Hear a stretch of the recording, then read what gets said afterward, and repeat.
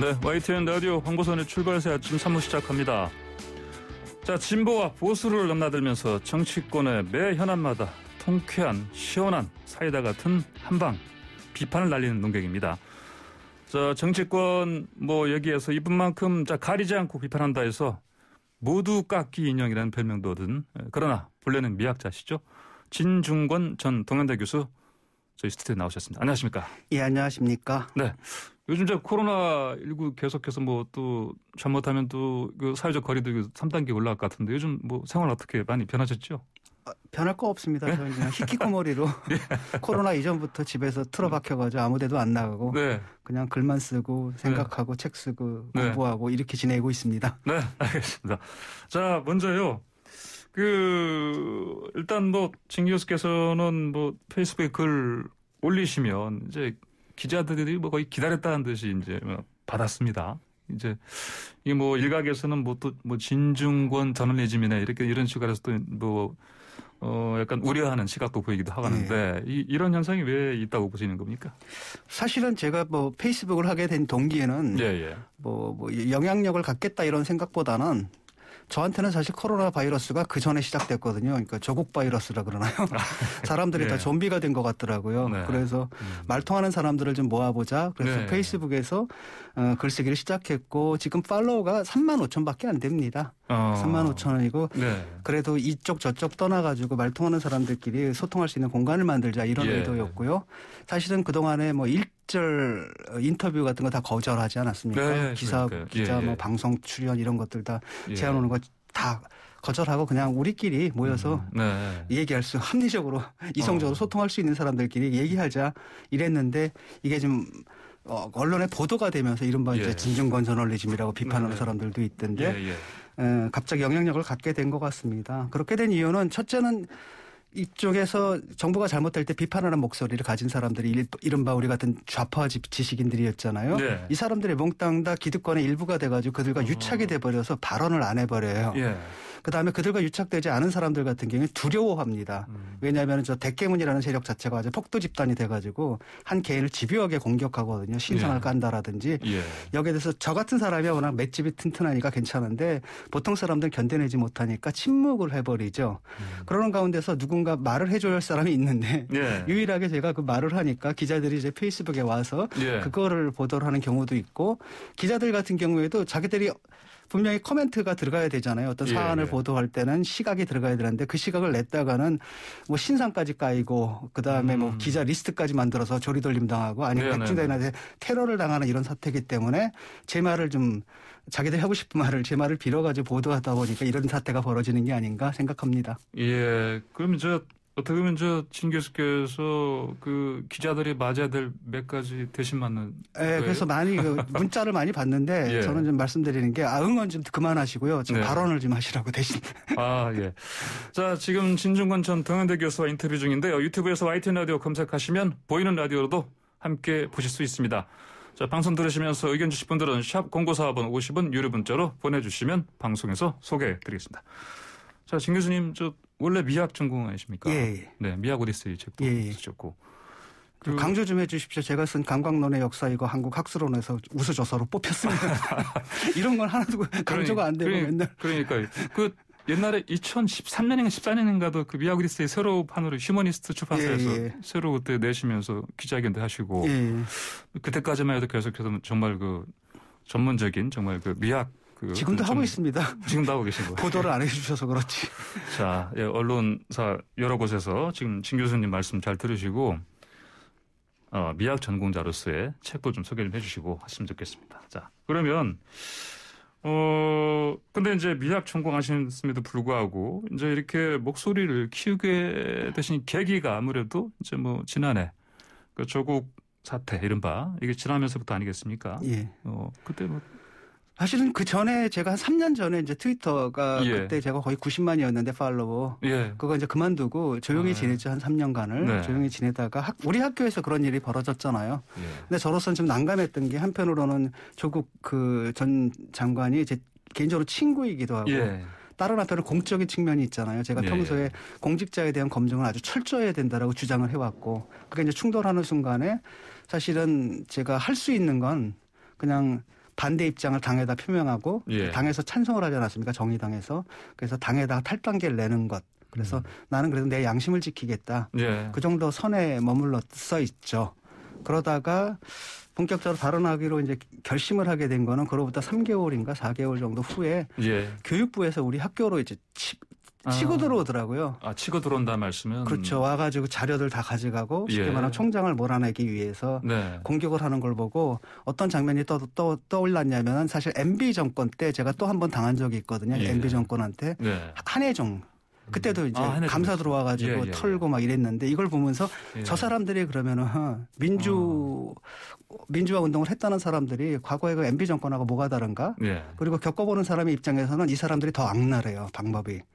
이걸 보면서 정말 나쁜 사람이구나라는 생각이 들고 분노가 들어서 그때부터 제가 페이스북 원래는 10년 전에 필리핀에서 비행할 때 우리 그 비행사들끼리 쓰던 그 페이스북 계정을 다시 살려가지고 거기서 발언하기 시작한 거죠. 예.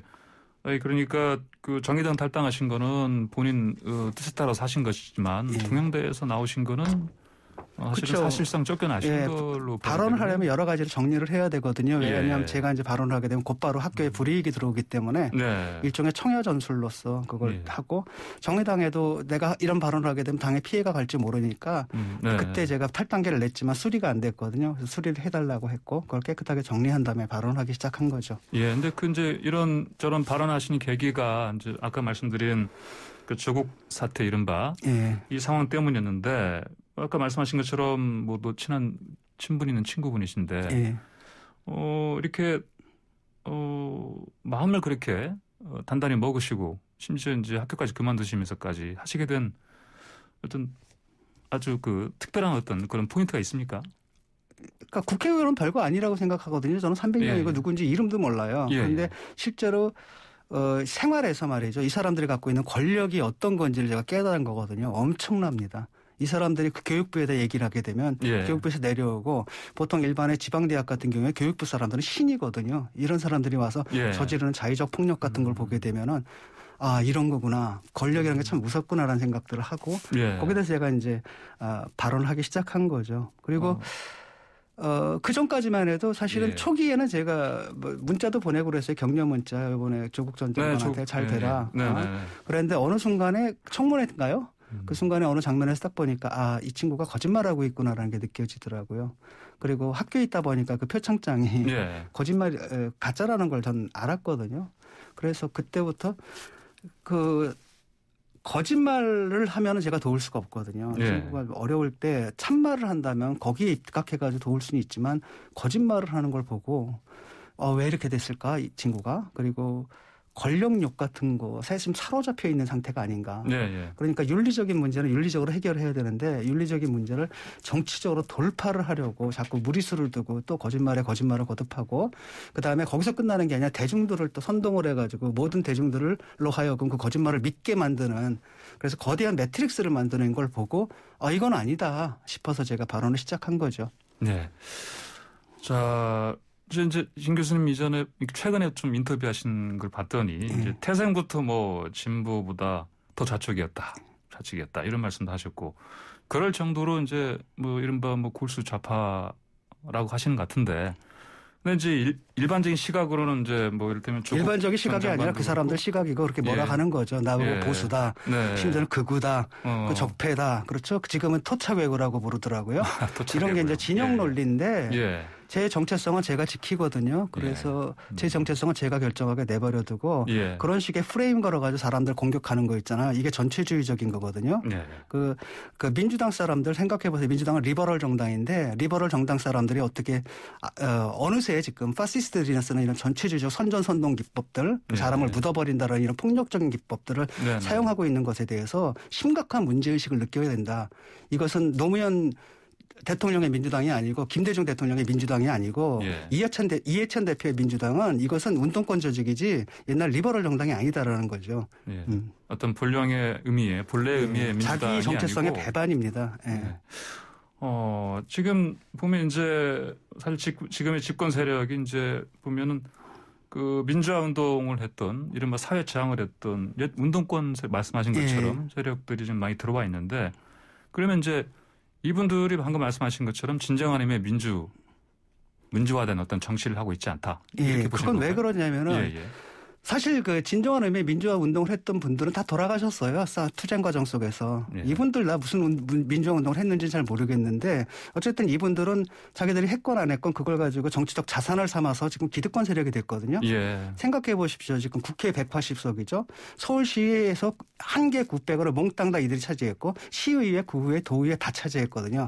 얼마나 많은 이권 세력이 형성됐겠습니까? 그리고 또 다른 한편으로는 그 대통령이 한번 바꾸게 되면은 뭐 공사의 이사, 사장부터 몇천 개, 5천 개 넘는 자리들이 있다 그러잖아요. 거기 또 가족이 딸려 있을 때고 거기서 또 사업을 따내고 등등등등등. 그러니까 옛날에 운동단체들이 일종의 생업과 결합돼 가지고 지자체에서 뭐 급식이니 친환경이니 아니면 무슨 뭐 태왕강이니 뭐 이래가지고 거대한 이권 세력들이 형성이 이미 된 거죠. 그래서 그러면서도 자기들이 기득권 세력이고 그러면서도 아직도 자기들이 운동을 한다는 레토릭으로 지금 자기들의 특권들을 위장을 하고 있는 상태거든요. 그래서 말이 안 통한다는 건 이 사람도 합리적으로 이성적으로 말이 안 통하게 됐잖아요. 뭐 거짓말도 막 하고. 그건 왜 그러냐면 이권이 걸려 있기 때문이에요. 이권이 걸린 사람하고는 말이 안 통합니다. 이권이 걸려 있다고요. 그러면 이제 진 교수님이 그런 걸 비판하시면 근데 그쪽 입장에서는 이권이 걸린 부분을 비판하시니 가만히 있을 수가 없지 않습니까? 그렇죠. 그러니까 자꾸 나보고 수군이 뭐 이런 얘기를 하는 거죠. 수구다. 할 말이 그거밖에 없는 거죠. 자, 그러면 지금 여쪽이든 야쪽이든 간에 뭐 어떤 충고를 좀 해주신다면 뭐 어떤 말씀을 해주실까요? 여당에 대한 충고는 사실은 저는 이제 불필요해졌다고 보는 게 이게 지금 여당은 과거에는 이제 당이 이런 식의 정체성 위기에 빠지거나 가치의 위기에 빠지면 그걸 고칠 수 있는 세력이 존재했잖아요. 뭐 주륜이 비주륜이 이래서. 근데 이게 지금 전체주의 정당처럼 일색화돼 가지고 조금의 이질적인 것도 못 참아내거든요. 금태섭 의원 쳐내고 조응철 의원 같은 경우 막 공격해야 되고 이런 상태라서 저는 이제 민주당은 몰락이 확정됐다고 봐요. 그 몰락이 확정됐고 남은 것은 이제 얼마나 오랜 시간에 걸쳐가지고 몰락할 것인가만 남았고 사실은 기대를 안 하고요. 보수 정당 같은 경우에는 지금 민주당이 저렇게 막 나가는 이유가 바로 당신들이 견제 세력으로서 제대 제 역할을 못하기 때문이라는 거죠. 그래서 보수가 지금 합리적으로 이성적인 보수로 거듭나야 되고 과거처럼 가진 자들만을 위한 게 아니라 이 사회에 못 사는 사람들까지 포용할 수 있는 포용적 보수 이른바 공동체 보수로 거듭나야 된다는 말씀을 드리고 싶습니다. 자, 지금 저희 YTN 라디오 출발새 아침에서 이제 진중권 전 동양대 교수님과 인터뷰를 하고 있는데 청취자분들 응원 메시지도 많이 좀 들어오고 있습니다.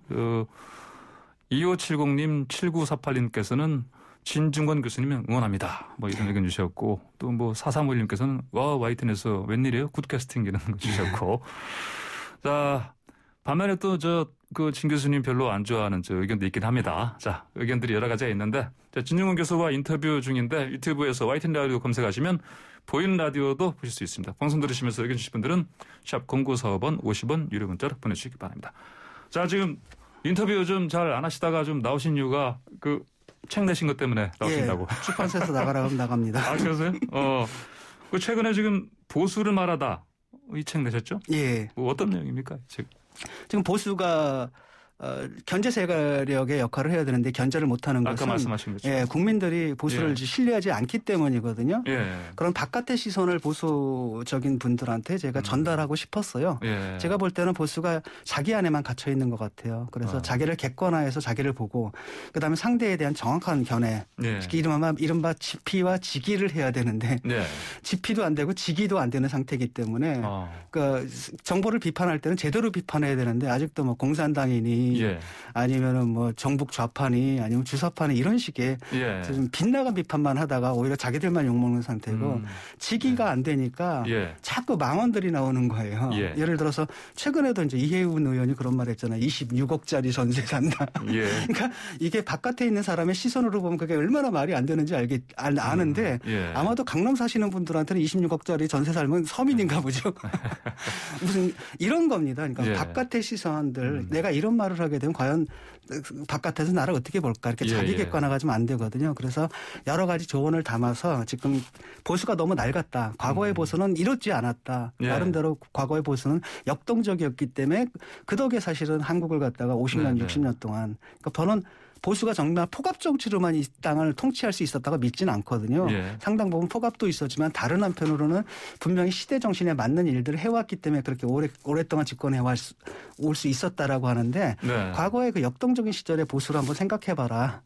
그런 제안을 담아가지고 제가 이 책을 썼습니다. 그러면 그런 관점에서 박정희, 전두환, 노태우 대통령 시절에 예.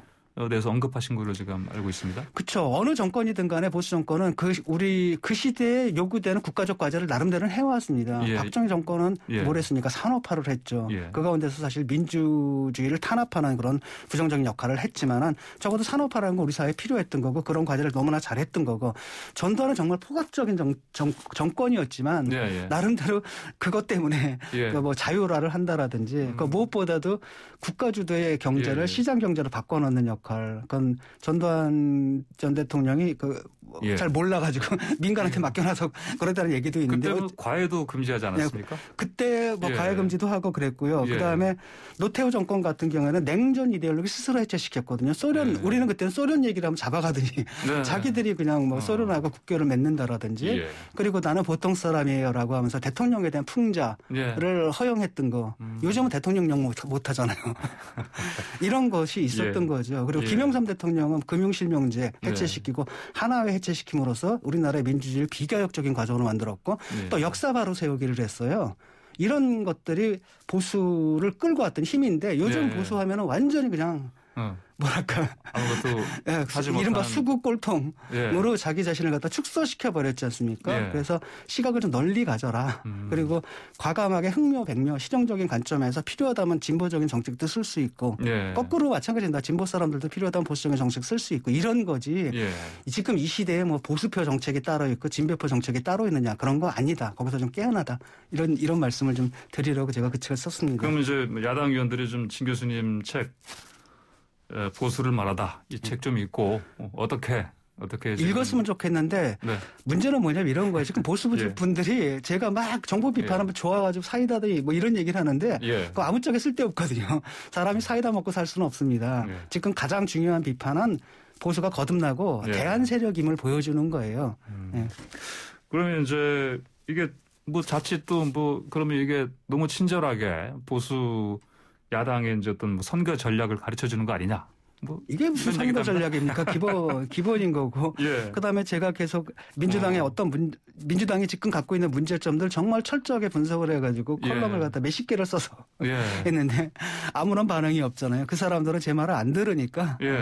아니 뭐 잘 나갈 것 같은데 뭐 일세 뭐 몇 번 찍으셔서 어떻게 잘 반응이 좋습니까? 뭐 정보 비판하는 것들은 많이 나가는데요. 정보작 보수한테 비판한 이런 책들은 보수를 비판한 책들은 이분들이 좀 읽어주셔야 되는데. 많은 경우에 이제 피곤한 것 같아요. 그러지 않아도 이 피곤한 상황에서 우리의 또 이런 그릇된 모습을 다시 돌아봐야 되느냐.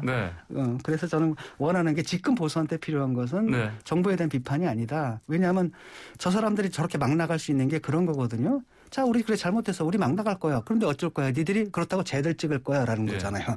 저쪽이 대안이 아니란 얘기잖아요. 그러니까 진짜 비판은 보수가 정말 대안이 될 수 있게끔 사람들이 봐서 이쪽 아니네. 그럼 저쪽 찍어야겠네라는 마음을 먹을 수 있는 그런 형태로 거듭나오시는 것이야말로 최고의 비판이다. 저는 그렇게 봅니다. 자, 그러면 보수를 말하다 나오기 전에 또 지난 8월이었죠. 뭐 한 번도 경험해보지 못한 나라도 냈었고 그리고 그다음엔 또 진보는 어떻게 몰락하는가요? 이게 10월에 내신 거죠? 그 책들은 참 잘 나갔죠. 그러니까요.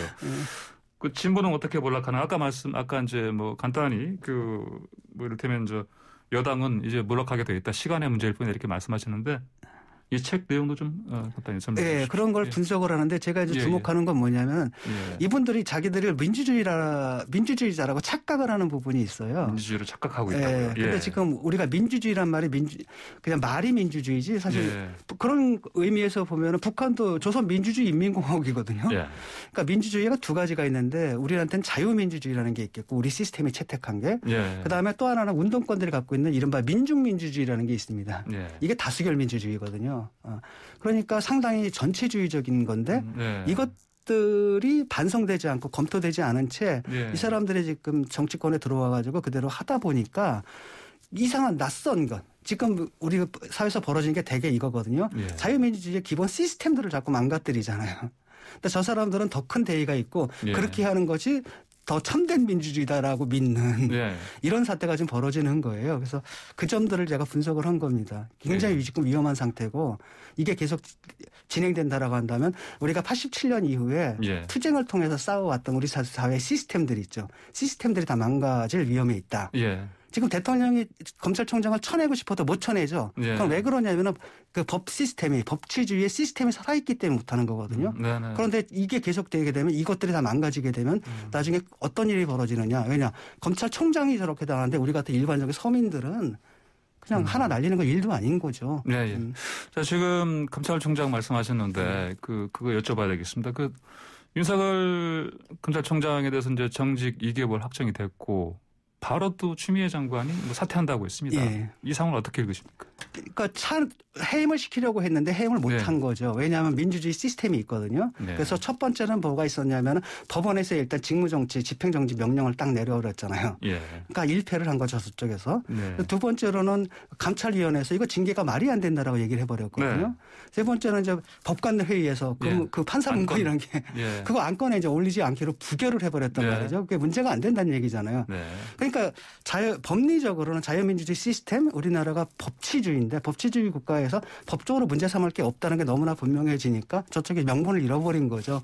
그래서 기껏한 게 지금 2개월로 내린 겁니다. 네. 그러니까 징계를 때리라는 이제 청와대의 그 지시를 받았겠죠. 예. 그랬는데 지들이 봐도 아무것도 아니거든요. 예. 그러니까 근데 3개월을 때릴 수도 없고 3개월 때리면 것도 안 되는 거예요. 그래서 결국 2개월을 때린 거고 그것은 왜 그러냐면은 이것마저도 이제 그 집행정지를 신청을 하게 되면 네. 만약에 해임일 경우에 인용이 금방 되거든요. 근데 2개월이면 애매모호하잖아요. 네, 네. 이게 회복 불가능한 손해인지 아닌지 거기 네. 여유가 있단 말이죠. 네. 그래서 지금 저쪽에 생각한 게 고작 그 정도를 한 것 같아요. 2개월은 그러면 이제 이 여당 입장에서는 뭐 하나의 묘수다 이렇게. 그렇죠. 그래서 자기들끼리 묘수다 뭐 이런 얘기를 하는 건데 네. 우리가 지금 따져봐야 될 건 바로 뭐냐면은 그거 정치적인 게 아니라 법치국가잖아요. 법적 관점에서 말이 되느냐 이걸 따져야 되거든요. 네. 법적으로 말이 안 되는 것들이 입증이 됐으면 그만둬야 되는데 그만두질 않잖아요. 저 사람들은.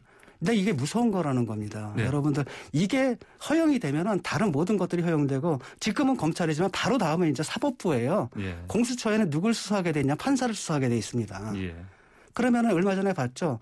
광화문 집회 허용했다고 박형순 금지법에서 특정 판사 이름을 딴 법을 만드는 그런 사람들이거든요. 이런 문화가 상당히 이런 전체주의 문화가 우리 사회에 지금 퍼져가고 있다는 데 대해서 경각심을 가지셔야 된다는 거죠. 다음 순서는 이제 검찰이었습니다. 사법부로 예, 그다음에 이제 언론입니다. 그다음 언론이라고요? 그렇죠. 지금 언론 얘기 나오잖아요. 뭐 기자실을 폐쇄해라 이렇게 나오는 거고 징벌적 손해배상제네 뭐 이런 것들. 그런 거죠. 그러니까 저 사람들은 자기들이 잘못하면 언론이 비판하잖아요. 그럼 언론의 문제예요. 검찰이 수사를 하잖아요. 그럼 검찰의 문제입니다. 사법부가 유죄 판결 내리면 사법부가 문제예요. 그러니까 맨날 개혁과제를 가져요. 언론개혁, 검찰개혁, 사법부개혁. 자기들이 잘못할 때마다 개혁과제가 하나씩 생기는 이런 상태인 거죠. 그러면은 윤 총장이 이제 어젯밤 늦게 그 소장을 냈습니다. 예. 이제 징계 처분 그거 취소해달라는 뭐 본안 소송하고 그다음에 당장 그 효력 정지해달라 또 이렇게 했는데 이렇게 하는 게 맞다고 보십니까? 그럼 당연히 그렇게 해야죠. 법치주의이기 때문에 지금 저는 윤 총장이 자기 자신을 지키기 위해서 저런다라고 보지 않거든요. 이게 지금 법치의 원리를 지켜야 되는 겁니다. 우리는 법의 지배예요. 룰 오브 로거든요. 모든 사람들이 대통령부터 저 밑에까지 다 법 아래에 있어야 돼요. 근데 저 사람들은 뭐라고 얘기냐면 원전 수사 때문이 아니니까 결국은 대통령의 통치행위라 그러잖아요. 대통령의 통치행위다 하더라도 법을 초월해서는 안 되는 거거든요. 어떻게 왜 원전 자료를 삭제를 합니까? 평가성을 왜 조작을 해요? 그게 떳떳하다라고 공식적으로 했어야 되는 거잖아요.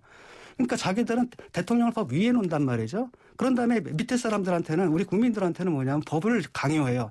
읽지도 존재하지도 않는 새로운 법들을 만들어가지고 예컨대 비밀번호를 내놔라. 이건 이제 법에 의한 지배로 넘어간다는 거거든요. 이런 사태가 지금 벌어지고 있기 때문에 윤석열 검찰총장이 뭐라고 얘기를 했습니까? 신임 검사들 자리에서 법의 지배를 강조하지 않았습니까? 법치주의를 강조했는데 바로 이것 때문에 이걸 지키는 게 그의 과제고 그렇게 해서 반드시 법적으로 싸워야 된다고 보고요. 저는 이건 모든 법조인들이 알 겁니다. 본안에 가면 이건 당연히 징계가 무효가 날 거라는 건. 네. 자, 그러면은 이전에 저런 비판도 하신 걸 제가 기억합니다. 애시당초 정말 검찰 개혁을 위한 거였다면 윤석열 총장 자체를 검찰총장을 안 치는 자체가 문제였다 이런 말씀이신 그렇죠. 얘기죠? 왜냐하면 두 가지입니다. 우리가 원래 우리가 하려고 했던 제가 찬성했던 검찰 개혁은 뭐였냐면은 일단 검찰이 이쪽 저쪽 재지 않고 산 권력이든 죽은 권력이든 간에 공정하게 칼을 대라. 그러니까 두 번째가 뭐냐면 검찰권에 절제된 행사를 해라라는 거잖아요. 그런데 사실은 윤석열 총장이 그런 분은 아니에요. 이분은 칼잡이거든요. 이쪽에든 저쪽에든 가리지 않고 칼을 대는 분인데 처음에 이분을 써서는 안 됐죠. 만약에 그런 의도가 있었다면. 근데 지금 지나고 나면 어떻게 됐냐면은 지금 결국은 윤석열 총장을 내치는 게 자기들에 대한 수사를 하지 말란 얘기잖아요. 그렇죠. 예컨대 조국 수사 하지 말라는 얘기고 원전 수사하지 말라. 그다음에 울산시장 선거개입 수사하지 말아라. 라임 옵티머스 수사하지 말아라. 이런 거란 말이죠.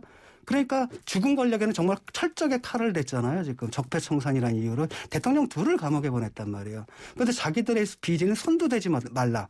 그럼 첫 번째 우리가 검찰개혁으로 하려고 했던 첫 번째 과제는 물 건너간 거죠. 두 번째는 뭐냐면 검찰권에 절제된 행사를 해라. 그랬다면 애초에 그분을 갖다가 칼제비로 써서는 안 됐던 거예요. 근데 처음에 자기들이 훌륭한 검사처럼 쫙 추앙해가지고 해놓고 칼이 자기들을 향하니까 말을 바꿔버렸단 말이죠.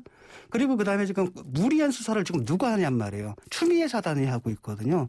지금 보세요. 그 서울중앙지검에서 이성윤 씨가 정말 말도 안 되는데 기소심의위에서 기소하지 말라는데도 막 기소하려고 한다라든지 비밀번호를 빼앗기 위해서 막 플라잉 어택을 한다라든지 그다음에 이번 징계도 정말 말이 안 되지 않습니까? 이 말도 안 되는 것들을 막 하고 있는데 우리가 회피하려고 했던 그런 검찰의 상대를 모범적으로 보여주는 게 저 사람들이라는 거예요. 그렇다면 우리가 애초에 얘기했던 검찰개혁 두 개는 다 어디 가느냐. 자기들이 다 깨버린 거거든요. 그다음에 공수처 하나 남겨가지고 그게 검찰개혁이니 이런 얘기를 하고 있다는 겁니다. 자, 주제를 좀 바꿔서 하나 더 여쭤보겠습니다. 그 국민의힘 홍석천 의원이 공직선거법 위반 혐의로 당선 무효형 선고됐습니다. 이게 21대 국회 첫 의원직 상실형 선고인데 이거 앞으로 이 정치권 파장이 있지 않겠습니까? 뭐 늘 있었던 일이지 않습니까? 항상 우리나라 선거 끝나고 나면 한 10대 명씩 그래가지고 미니 보선, 미니 총선이니 뭐 이런 얘기가 나오는데 그 사태의 시작이고요. 그 100만 원, 150만 원짜리는 조금 저는 그렇게 생각하거든요. 좀 과도한 게 아니냐. 이거야말로 검찰권의 과도한 행사가 아니냐. 결국 국민들이 뽑아준 것인데 사법부에서 결국 판단을 해가지고 날리는다는 게 과연 합당하냐. 근데 700만 원이면 세게 센 거잖아요. 이런 분들은 물갈이가 되어야 되는 거고요. 할 수 없습니다. 그리고 지금은 이제 국민의힘이지만 저쪽도 많을 거고 결국 미니 총선이 벌어질 텐데 이런 것들 유권자들이 처음에 뽑을 때부터 좀 잘 그렇게 가려서 뽑으셨으면 좋겠습니다. 지금 여쭤볼 게 많은데 시간이 벌써 지났습니다. 마지막으로요.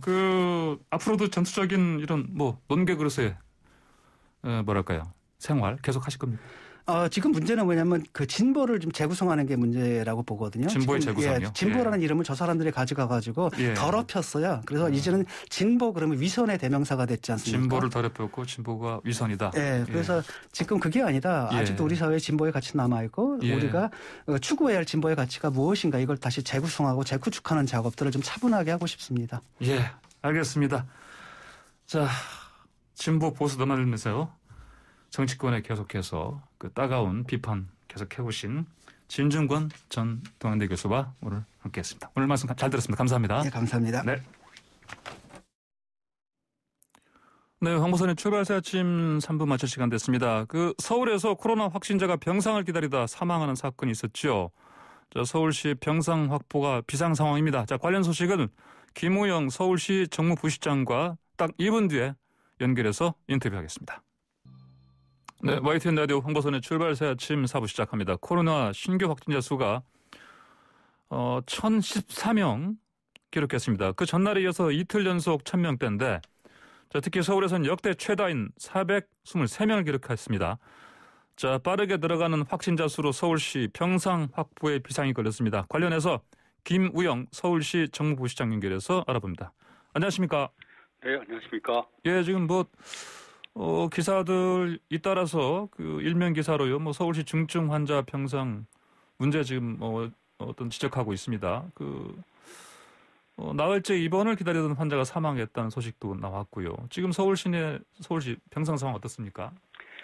네, 서울시 중증 환자 병상은 86개 보유하고 있는데요.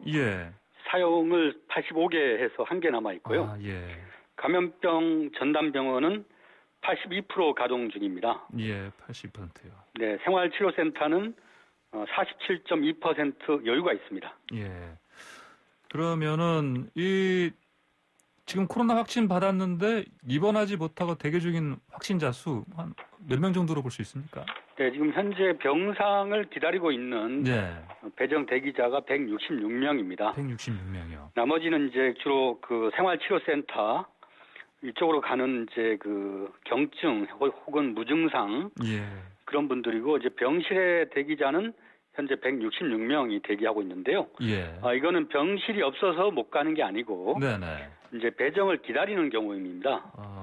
이제 예를 들면 그 청소도 해야 되고 소독도 해야 되고 또 이제 그 행정이 소요되는 시간이라는 게 있지 않습니까? 근데 그걸 예전에는 뭐 청소하는 데만 48시간 걸렸는데요. 그걸 7시간으로 단축하고 최대한 그 기다리는 시간을 줄이기 위해서 노력하고 있습니다. 이제 병상이 없어서가 아니라 지금 그 입원할 준비를 하는데 시간이 필요하기 때문에 기다리고 있다는 말씀하시는 겁니다. 일단 확진이 되면요. 그 역학조사서에 따라서 이분은 무증상 경증인지 뭐 준증증인지 혹은 중증인지를 이렇게 그 배분을 합니다. 그래서 이제 어떤 분은 병원에 보내고 어떤 분은 생활치료센터로 보내고 이러한 절차들이 있기 때문에 시간이 조금 소요가 됩니다. 그러면 입원해야 될 그 방금 말씀하신 166명 상태 이 기준은 어떻게 잡은 겁니까? 최소한 이제 그 치료를 필요로 하는 경증 이상의 환자를 말합니다. 그러면 그러면 지금 어제 보도가 나온 이제 기다리다가 병상이 없어서 사망하셨다는 분 이분도 같은 기준에 해당하는 분이었던 이제 거죠? 그분은 이제 기저질환이 있으셨고요. 그 배우자가 확진이 되어서 배우자는 먼저 입원을 하셨고 그리고 이제 그 혼자 계셨는데 그 연락이 안 되어서 배우자가 신고를 했어요. 그래서 현장을 가봤더니 이제 심정지 상태였습니다. 그래서 대단히 안타까운 일입니다. 이제 앞으로 또 이런 일이 벌어지지 말란 법이 또 없습니다. 그렇습니다. 그러면 이제 병상 확보를 위해서 지금 비상이 걸린 상황인데 그 대형 병원들의 지금 병상 확보 요청하셨죠? 저희가 이제 서울시 재난의료협의체라고 해서요. 그 서울대학병원하고 그 종합병원 또 대학병원 병원 원장님들이 함께하는 협의체가 있습니다. 거기에서 지속적으로 중증 병상을 확충을 하고 있습니다. 연말까지 21개 병상이 확보가 되겠고요. 이번 주에는 7개 병상이 더 추가가 됩니다. 그 1개가 남아있지만은 계속 중증이 늘고 있기 때문에 계속 충원을 하고 있는 것이고요. 그다음에 이제 감염병 전담병원은 다음 주 월요일부터 뭐 서울적시자병원이나 국립정신건강센터, 중앙보훈병원, 경찰병원, 원자력병원 해서 375병상을 더 확보할 계획입니다. 그다음에 이제 그 생활치료센터는 이제 가동률이 47%일 정도로 상당히 많이 확충을 해놨습니다. 지금. 생활치료센터에 들어갈 사람들은 뭐 어떤 기준이 있는 겁니까? 이제 무증상자가 많이 있습니다. 무증상자요? 아주 경증인 분들, 또 젊은 분들, 그런 분들은 생활치료센터로 가고요.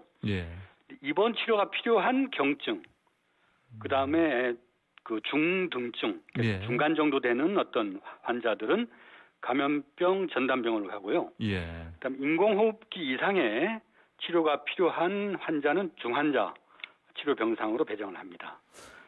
주로는 이제 연령이 60대 이상이고, 그 다음에 이제 의식 저하나 호흡 곤란이 있거나 만성 기저 질환이 있는 분들, 이런 분들일수록 중증으로 분류를 하는 편입니다.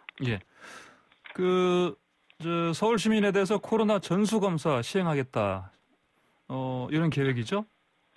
이제 그렇게 표현을 했는데요. 이제 최대한 그 검사 용량을 최대한 올려서 그 숨겨져 있는 무증상자 이런 분들을 최대한 빨리 많이 찾아내겠다. 그런 뜻으로 그런 말씀을 드린 겁니다. 그러면 이제 찾아내면 그 많은 사람들이 감당할 어떤 의료 체계랄까요? 이게 뭐 준비가 되어 있다 이렇게 볼 수 있겠습니까? 그 이제 12월 14일부터 3일간 이제 저희가 임시선별검사소 57개소를 새로 오픈을 해서 2만 1,000여 명을 선제 검사를 했어요. 그래서 확진자가 55명이 나왔습니다. 이분들도 거의 이렇게 증상이 없던 분들인데 네. 이렇게 찾아내면은 자치구가 확보하고 있는 생활치료센터, 예. 그다음 우리 시가 추가적으로 확보하고 있는 생활치료센터에서 충분히 이제 수용이 가능하고요. 예. 네, 그런 상황입니다. 그러면은 지금 이제 SNS 상에 보면요, 이제 3단계 격상에 대한 논쟁이 많습니다. 네. 그러면 이제 서울시에서도 이 부분 준비를 좀 하고 있죠. 예, 그 시나리오를 사전에 대비를 하고 있습니다. 예. 그러니까 이제 격상을 한다면은 이게 이제 마지막 단계이기 때문에 예. 효과가 있어야 됩니다. 네. 사각지대가 없고 아주 촘촘하게 방역 대책이 실행이 돼야 되고요. 예. 또 시민들이 적극 협력을 해줘야 됩니다. 시민들의 협력. 또 예. 지역적으로도 특정 지역에서만 하는 게 아니라 거의 전국적 동시행동을 해야 되기 때문에 네, 그 상당한 어떤 팀플레이가 필요한 그러한 영역이죠. 예. 그리고 특히나 이제 사업장이 폐쇄가 되기 때문에 네. 그 경제적 손실에 대한 대책 이게 가장 절실하거든요, 사실은. 예. 그 따지고 보면 3단계라고 했을 때는 국가 총동원 체제나 마찬가지입니다. 예.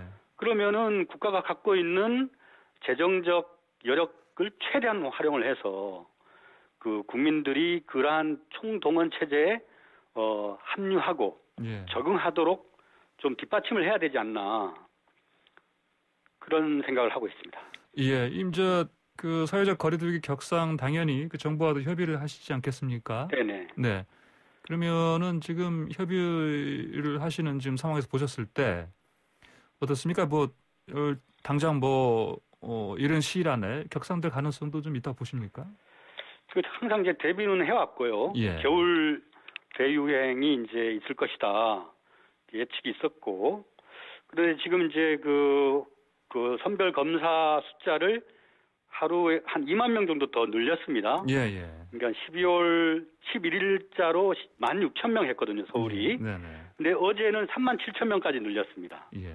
그런데 이제 그 확진율이라 그래서 그 확진자 대비, 그러니까 검사자 대비 확진자가 예. 네네. 최대 2.9%, 3.6% 나오던 것이 네. 1.5%로 줄어들었습니다. 아, 그렇습니까? 그러니까 이제 확진율이 줄어드니까 예. 어느 정도 이게 거리 제한, 그러니까 네네. 거리두기나 네. 그 단계 격상이 이동 제한으로 갔고 그것이 조금 효과를 미치고 있는 게 아닌가라고 지금 유심히 관찰을 하고 있는 거죠. 예. 그런데 만약에 오늘처럼 계속 1,000명 이상이 나오고 예. 또 서울도 이제 어제보다는 좀 줄었습니다만은 여전히 이제 300명대 후반이 나오고 있거든요. 예. 이런 상황일 때 그 의료 체계나 행정력이 최대한 감당 가능할 때 선제적이고 적극적인 조치를 해서 예. 확산을 차단하는 게 옳지 않는가. 이제 이렇게 판단하고 있는 거죠, 저희들은. 그 전문가들한테서도 의견을 지금 들으시는 거죠? 예. 예. 그 전문가들은 어떤 의견, 어떻게 해야 된다 이런 의견들을 내놓고 있습니까? 그렇습니다. 이제 지금 전문가들이 현재 이 정부의 대응이 예. 지금보다는 좀 더 적극적이고 선제적일 필요가 있다 이런 지적을 예. 많이 하십니다. 네. 그렇다고 해서 또 그 조급하게 개별 행동을 해서도 안 되고요. 네. 네, 정부의 어떤 의사 선택이 여러 가지 요인을 고려해서 선택이 일어나면 동시다발 또 공동 행동 이런 차원에서 좀 잘 따라주신다면 훨씬 더 효과가 있지 않을까. 네. 지금 그럼 이 상황에서 이제 사회적 거리두기를 격상하지 않는다면 이 상황에서 어떤 이 방역 시스템을 좀 더 촘촘하게 정교하게 어떤 조정을 해야 된다 이런 또 지적도 있는데요. 예, 저희가 이제 선제 검사를 예. 대규모 확대 시행하고 있는데요. 네네. 이게 이제 밀접 밀폐 예. 이런 이른바 3밀 있죠. 예, 3밀 환경에 노출되어 있는 네. 직업군들, 예를 들면 콜센터, 예. 유통업, 그다음에 요양병원, 요양시설, 예. 그다음에 이제 대중교통 종사자, 돌봄 노동자, 또 이제 교회나 종교시설, 지금까지 많이 나온 그런 다위험 시설 군에 속해 있는 분들을 최대한 그 협조를 받아서 검사를 시키고 있는 거거든요. 예. 근데 이제 잘 관찰을 해보면 고위험군 시설이 복합되어 있는 경우, 예를 들면 교회를 나가면서 유통업을 하고 있다거나, 혹은 뭐 방문 판매업을 한다거나, 이런 분들이 사실은 그 슈퍼 전파자일 가능성이 높다는 겁니다. 예. 그래서 지금 방송을 듣고 계신 분들도 본인의 안전을 위해서도 그렇지만은 내가 그런 고위험군에 속하는 영역에 있는 사람이라면 무증상 경증일 경우에는 의도치 않게 타인에게 바이러스를 전파시킬 수 있거든요. 그러니까 우리 그 선별검사소나 이런데 그 지금 그 자기 정보를 주지 않고 무기명으로 검사를 받을 수 있습니다. 가셔서 검사를 받으셔서 타인에게 감염 전파자가 되지 않도록 꼭 그렇게 해주셔야 될 것 같습니다. 예, 알겠습니다. 자, 김무영 부시장님. 네. 예, 오늘 말씀 여기까지 듣겠습니다. 감사합니다. 네, 감사합니다. 네, 지금까지 김무영 서울시 정무부시장이었습니다. 네, 매일 아침 스포츠의 매력을 짧고 굵게 전해주는 코너. 스포츠가 얼마나 좋은지 YTN 스포츠부의 조은지 기자 나왔습니다. 안녕하십니까? 안녕하세요. 오늘 표정이 밝습니다. 네, 연일 제가 손비어 천가를 외치고 있는 것 같아서 사실 좀 머쓱하긴 한데 손비어 천가요? 어제 리버풀전 골에 이어서 또 손흥민 선수 소식입니다. 한 해 가장 아름다운 골을 넣은 선수에게 주는 피파 푸스카스상을 받았습니다. 아름다운 골이요? 어떤 골 떠오르세요? 아름다운 골. 이게 아름답다고 규정해버리니까. 그 뭐, 예를 들면, 스릴 있다 할 때는 몇 미, 80몇 미터나? 70m 넘는, 질주해서 넣은 것이고. 네. 이제 아름답다고 하면 또 이건 또 한 방에 넣는 골 아니겠습니까? 그냥 헐 보면 헐 하는 골한테 주는 거예요. 그렇죠. 어떻게 들어갔지? 그런 거? 환상적인 골. 네. 예. 지난해 12월 말씀하신 프리미어리그 번리전에서 넣었던 70m 질주 골입니다. 아, 그래요? 수비수 6명을 치고 넣은 환상적인 골인데 뭐 EPL 이달의 골, 올해의 골, 또 영국 BBC를 비롯해서 웬만한 매체에 올해의 골로 죄다 선정이 됐었는데 마침내 오늘 피파 푸스카스상으로 마침표를 찍었습니다. 푸스카스상. 네, 푸스카스라고 하면 옛날에 헝가리 축구 전설이죠. 고 페렌츠 푸스카스 선수 이름을 딴 상인데 대회 뭐 성별, 국적 상관없이 그냥 1년 동안 축구 경기에서 나오는 가장 아름답고 멋진 골에 주는 상입니다. 그래요. 으쓱으쓱합니다. 최종 후보 손흥민까지 3명이었는데 뭐 바르셀로나의 수아레스 선수 뒤꿈치골. 네, 힐킥인데도 회전 걸려서 정말 멋지게 들어갔고요. 그다음에 또 플라멩고의 아라스카에타 선수의 오버헤드킥, 뭐 바이시클 킥 같기도 하고요. 정말 멋진 골이었는데 이걸 제치고 소니 선수가 1등을 했습니다. 한국인으로 처음이고요. 아시아에서는 2016년 말레이시아 수브리 선수에 이어 두 번째 수상입니다. 네. 자, 우리 보통 뭐 피파 시상식 하면은 우리 국내 뭐 스포츠도 마찬가지지만 멋지게 양복 턱시도 딱 차려입고 뭐 상도 받고 소감도 발표하지 않습니까? 네. 코로나 때문에 그거 못할 것 같은데? 그게 2% 아쉽습니다. 멋진 무대에 정장 입고 올라서 좋은 추억 만들었으면 정말 좋았을 텐데 스위스 취리 피파 본부에 정말 최소한의 인원만 모여서 진행을 했어요. 후보랑 수상자들은 화상으로 연결했고요. 손흥민 선수 정말 떨리는 표정으로 보더라고요. 사실 미리 좀 얘기를 안 했나 싶기도 한데 어찌됐건 이제 되게 좋아하면서 소감이 공을 잡았을 때 패스할 곳이 없어서 드리블 했다. 뭐 이런 얘기를 했어요. 놀랍고 아름다운 골이고 상 받아서 기쁘다. 뭐 이러면서 방긋 웃었는데요. 근데 실제로 그때 공 몰고 갈 때 보면은 보셨겠지만 정말 골 줄 데가 없었어요. 그렇죠. 그래서 몰고 간 건데 이제 골 줄 데 없으면 뺏기기 마련인데 뭐 겸손한 소감이라고 할 수 있을 것 같아요. 그래요. SNS 많이 하는 모리뉴 감독도 바로 동영상 올렸더라고요. 집에 가면서 피파 시상식 봤는데 손흥민 골 최고니까 당연한 결과다. 이거는 뭐 좋은 덕담이고요. 베르통원 선수라고 있어요. 지금은 벤피카로 간 동료인데 SNS에 브로 넌 나한테 빚졌어. 푸스카스 축하해. 이런 말을 올렸더라고요. 뭐냐면 베르통원 선수가 그 손흥민 70m 질주하기 전에 패스를 건넨 선수예요. 당시 그게 어시스트로 기록이 됐습니다. 2개월 어시스트라고 할 수 있겠나? 그래서 강제 어시스트 뭐 이렇게 불리긴 했는데 손흥민 선수 상 받고 베르통원하고 영상통화도 했어요. 거기 보면 슈퍼얀 정말 놀라운 어시스트였어 고마워하면서 정말 깔깔대면서 웃더라고요. 그러니까 방금 좀 어시스트로 기록이 됐는데 공식적으로. 근데 아니 이런 상황 그 수비수 아까 말씀하신 것처럼 6명 제치고 그 긴 거리를 가서 아주 침착하게 또 그렇죠. 골을 집어넣었는데 이런 경우도 어시스트라고 네. 한다는 게 하더라고요. 예, 나라마다 이해합니다. 뭐 리그마다 어시스트 규정이 조금씩 달라요. 네. K리그 같은 경우는 2명 이상 제치고 골 넣으면 패스한 선수는 도움 기록이 인정이 안 됩니다. 어시스트가 그래요. 아니에요. 예, 우리는 네, 스페인 프리메라 리가도 2번까지 폴터치를 해야 어시스트가 됩니다. 그러니까 3번부터 하면 이제 어시스트가 아닌데 EPL도 원래는 3회 이내에 볼터치를 해야 뭐 어시스트로 인정받는다 이런 조항이 있었는데 규정이 바뀌었습니다. 득점 전에 모든 패스를 다 어시스트로 인정을 합니다.